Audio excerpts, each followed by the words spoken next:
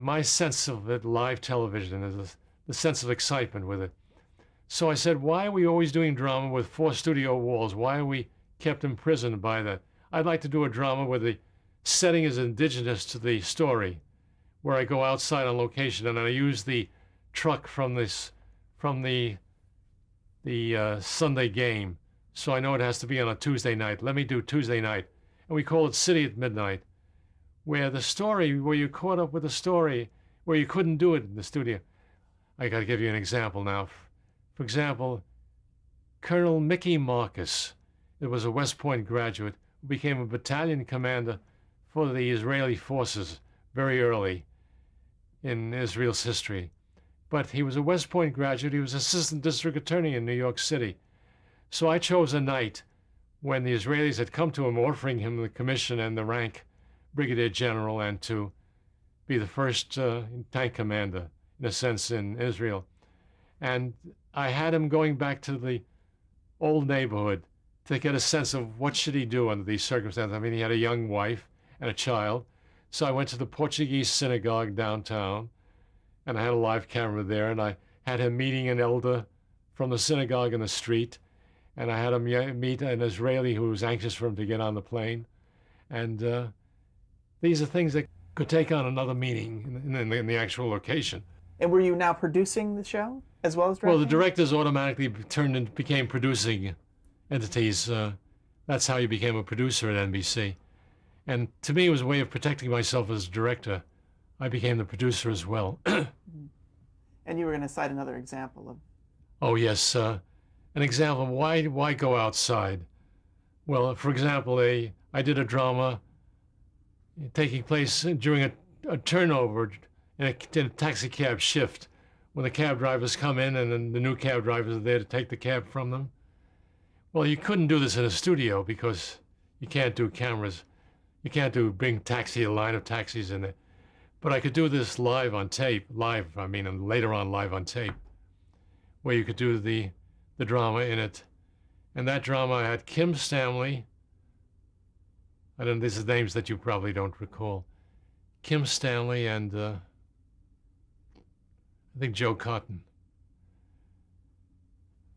Marty Balsam, but it was, again, the story of cab drivers in their own office, so to speak, which you can't really duplicate in a studio because you can't do the cab. These were dramas. I can't remember the others that I did. And later on, I did variety shows on location. I was the first to do that. Coca-Cola Presents, variety shows where I would take an act and then do it on a location where the location was part of the song and the dance, and sometimes for just the sheer fun of it. And there were performers that I worked with all the time. Gene Nelson, for example, was both a choreographer and a dancer. He was the very athletic. He was the Gene Kelly of the B movies. And I'd say to him, let's do this one in the boiler room of the Queen Mary or whatever it might be. And because we're going to do a maritime themed show. But you would have comedy done on location, Art Carney on a comedy on a golf course.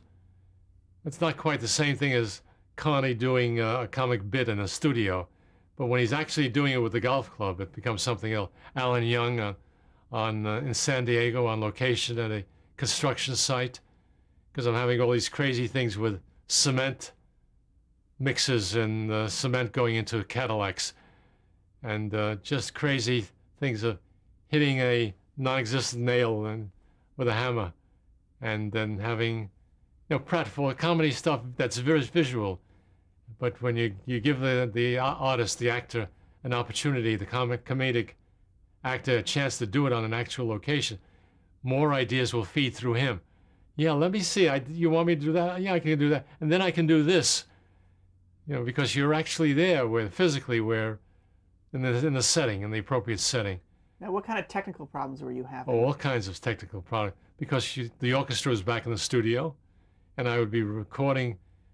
What I would try to do is I would try to do a track where the artist, the singer, would do it with a piano and a rhythm, a drummer or a bass, and take that on location Later on, I would take it back with a full orchestra and mix it all together so that it was a fully orchestrated piece. And we did a lot of wonderful things. Also, when I began doing live shots on Wide Wide World, we had sound problems because sound, as you know, takes a certain kind of time to travel, as much as a 4 or 5 second delay. Sometimes you hear this accidentally on a newscast, and you wait for it. You wait for the person in Tel Aviv is waiting to hear the question in his ear, but we've already all heard the question. So no amount of pointing like this is going to do anything until the question finally is heard by the guy saying, "Oh yes, so and so, I know what you mean," and then try to keep the conversation going. Well, we were the first ones to have to cope with this, and I was the first one to do a show in which we linked 4 countries together for the first experience of it, and it was Canada, Mexico, Cuba, and the United States. And it was Christmas, and we sung Adesta Fidelis in 4 countries simultaneously. Well, 4 countries simultaneously, you have a feedback. Can't do it simultaneous.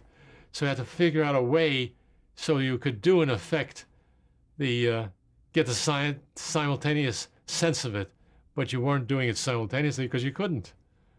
How did you do it? You just delayed each of the... Well, you couldn't. No, it had to be a mix that the guy in Quebec was joining the vocalist in Havana.